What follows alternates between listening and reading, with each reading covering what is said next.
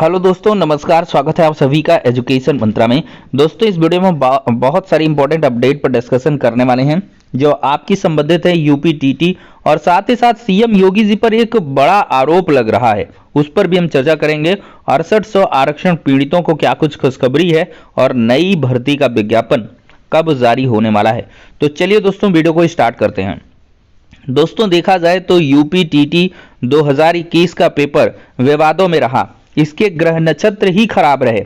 अगर देखा जाए तो पहले टेट का जो पेपर था 28 नवंबर का था, वो निरस्त हो गया पेपर लीक के चलते। दोबारा जब परीक्षा 23 जनवरी को हुई तो उसके पहले सारी परीक्षाओं को स्थगित कर दिया गया और इससे भी ये परीक्षा विवाद में रही और छात्रों ने लगातार आंदोलन किया कि इस भर्ती को परीक्षा को स्थगित कर दिया जाए। पात्रता परीक्षा है, शिक्षक भर्तियों के विज्ञापन का पता नहीं है। तो ऐसे में कोरोना के चलते इस परीक्षा को स्थगित करने के लिए लास्ट दिन तक यहां पर अभ्यर्थियों ने संघर्ष किया, लेकिन ऐसा नहीं हुआ। और ऐन वक्त में जब पेपर हुआ भी तो ये पता लगा जब पेपर समाप्त हुआ कि ये तो पेपर 2017 का था। इसमें बहुत सारे क्वेश्चंस 2017 के हूबहू रिपीट किए गए और साथ ही साथ अगर जूनियर पेपर की देखा जाए तो उसमें तो हद ही हो गई। लगभग सारे प्रश्न 2017 के क्वेश्चन पेपर से उठाकर रख दिए गए। इसी को लेकर लखनऊ बेंच में एक याचिका भी अभ्यर्थियों ने दाखिल कर दी है। उनका यही कहना है कि इसमें पढ़ने न पढ़ने वाले सारे जो है अभ्यर्थियों के लिए कहीं न कहीं एक तरीके से सब धान 22 पसेरी जैसी कहानी हो गई है कि एक तरीके से सब में सबको एक तरीके से तौल दिया गया और साथ ही साथ यहाँ पर धांधली की भी आशंका जताई जा रही है। अभ्यर्थियों का आरोप है कि कहीं न कहीं अपने लोगों को यहाँ पर बेनिफिट देने के लिए इस तरह से डिकोड करके चीज़ों को किया गया है। अन्यथा क्या ज़रूरत थी कि एक ही प्रश्न पत्र के बहुत सारे क्वेश्चंस को अगले पेपर में उठा के रख दिया जाए। ऐसा भी हो सकता था कि पिछली कई भर्ती परीक्षाओं के जो क्वेश्चंस हैं उनको यहाँ पर ला के रख दिया जाता, तब भी अच्छी बात रहती। लेकिन यहाँ पर 2017 के ही आखिरकार इतने ज़्यादा क्वेश्चन क्यों रिपीट किए गए। उस मामले की सुनवाई कल परसों में किसी दिन भी हो सकती है। कल हो सकती है, आई थिंक कल, अन्यथा फिर सोमवार को ही ये मैटर जाएगा।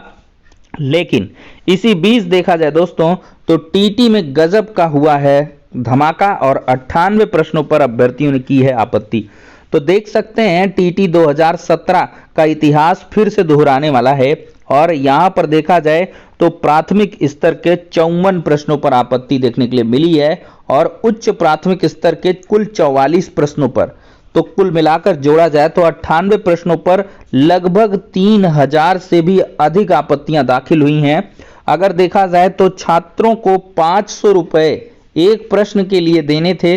3000 भी अगर आपत्तियां हैं तो आप देख सकते हैं कि कितना सारा जो रुपया है वो अभ्यर्थियों का यहां पर लगा हुआ है। यहां पे स्क्रीन भी ही भर गई है, देख सकते हैं इतना ज्यादा रुपया अभ्यर्थियों ने यहां पर खर्च किया है।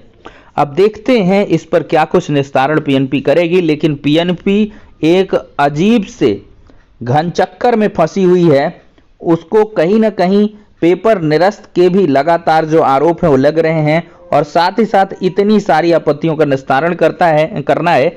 अगर ठीक ढंग से निस्तारण विषय विशेषज्ञों के माध्यम से नहीं हुआ तो अवश्य ही ये पेपर 2021 का हाईकोर्ट में चैलेंज होना 100% यहां पर तय माना जा रहा है।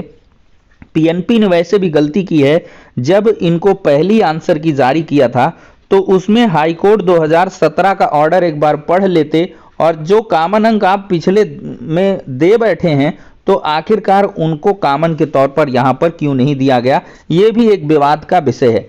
अब दोस्तों, यहां पर पीएनपी सचिव साहब का कहना है कि हम जल्द ही इसके लिए जो कमेटी गठित करके विषय विशेषज्ञों की निस्तारण करवाएंगे और 23 तारीख को जो फाइनल आंसर की है वो जारी करेंगे। अब फाइनल आंसर की के बाद ही पता चलेगा, अगर इसमें तब्दीली नहीं होती है तो ये सीधे हाईकोर्ट मैटर पहुंचेगा और साथ ही साथ आपका 25 फरवरी को रिजल्ट भी आ रहा है। और इसी बीच अब 97,000 नई प्राथमिक शिक्षक भर्ती के लिए जो आंदोलन है वो तेज होने वाला है, क्योंकि छात्र चाहते हैं कि चुनाव आचार संहिता में ही जो विज्ञापन है वो जारी कर दिया जाए, चुनाव आयोग से परमिशन ले ली जाए, क्योंकि यहाँ पर बहुत सारे जो विज्ञापन है वो लगातार जारी हो रहे हैं।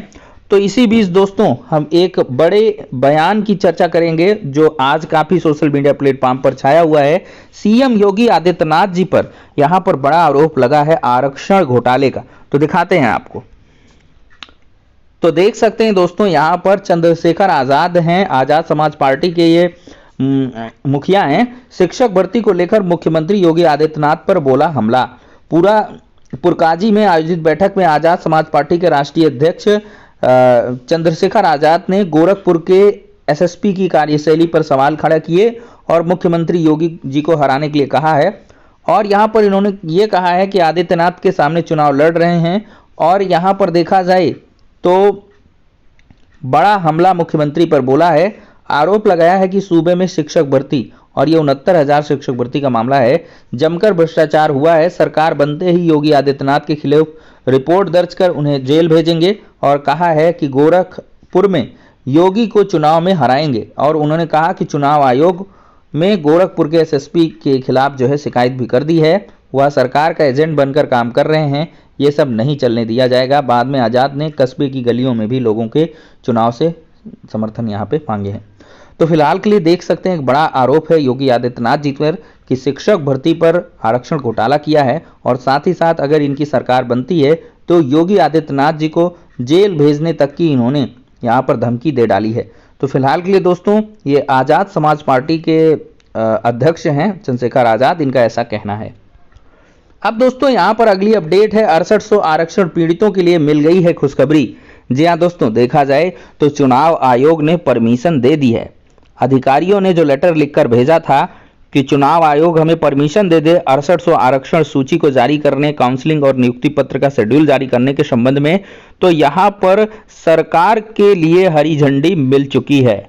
अब अधिकारी चाहें तो आरक्षण सूची को जारी कर दें, जिला आवंटन सूची, और फिर इसके बाद नियुक्ति पत्र का शेड्यूल भी जारी कर दें। अच्छा खासा समय भी है, यहाँ पर सैटरडे है, संडे है। फिर इसके बाद देखिए, अगर सरकार चाहे तो नियुक्तियां फटाफट कर सकती है और इसके लिए अभ्यर्थी अब प्रयास भी करने वाले हैं। आज सोशल मीडिया प्लेटफॉर्म पर यहाँ पर बहुत सारा जो आंदोलन है वो देखने के लिए, डिजिटल स्ट्राइक देखने के लिए मिली है। अभ्यर्थियों के माध्यम से देख सकते हैं बैनर तख्ती से, यहाँ पर आरक्षण सूची के लिए यहाँ पर लगातार मांग की गई है कि आरक्षण सूची को जारी किया जाए और यहाँ पर नियुक्तियां प्रदान की जाएं। तो इस संबंध में देखते हैं, और ऐन वक्त पर जो आयोग है उसने परमिशन भी दे दी है। अब यहाँ पर जल्द जो विज्ञापन है इसके लिए जारी किया जा सकता है और नियुक्तियां भी की जा सकती हैं। कुछ अभ्यर्थियों का कहना था कि सर कोर्ट के आर्डर का क्या होगा, तो देखिए कोर्ट ने कहा 69,000 से एक सीट आगे हम नहीं बढ़ा सकते, आप लेकिन नहीं बढ़ा सकते हैं, लेकिन रोका भी तो नहीं है। यहाँ पर इसी तरह हो जाता है। 69,000 शिक्षक भर्ती की याद होगी, जब पहली बार ज्वाइनिंग हुई थी, कोर्ट का आर्डर था, सुप्रीम कोर्ट में अंडर पेंडेंसी था मैटर, और यहाँ पर भर्ती प्रक्रिया को शुरू कर दिया गया, नियुक्तियां कर दी गई, कुछ नहीं होता है। फिर जब हो जाता है जो कुछ, तो हो जाता है। अब दोस्तों यहाँ पर हम बात करने वाले हैं, अगर सरकार की इच्छा शक्ति पर है दोस्तों, अगर उसने चाहा तो अवश्य नियुक्तियां हो जाएंगी और योगी आदित्यनाथ जी नियुक्ति पत्र का वितरण कर देंगे, इसमें कोई दो राय नहीं है। और यहाँ पर एक नई भर्ती का विज्ञापन जारी होने वाला है। भले ही अभ्यर्थियों के मन में मायूसी है कि चुनाव आचार संहिता लगी हुई है, लेकिन यहाँ पर जो केंद्र सरकार के विज्ञापन है वो लगातार जारी हो रहे हैं। तो उसी क्रम में देखा जाए दोस्तों, तो इसी महीने आएगा जीडी कांस्टेबल भर्ती 2022 का विज्ञापन। 22 फरवरी से इसमें आवेदन शुरू होंगे, जून में संभावित है परीक्षा।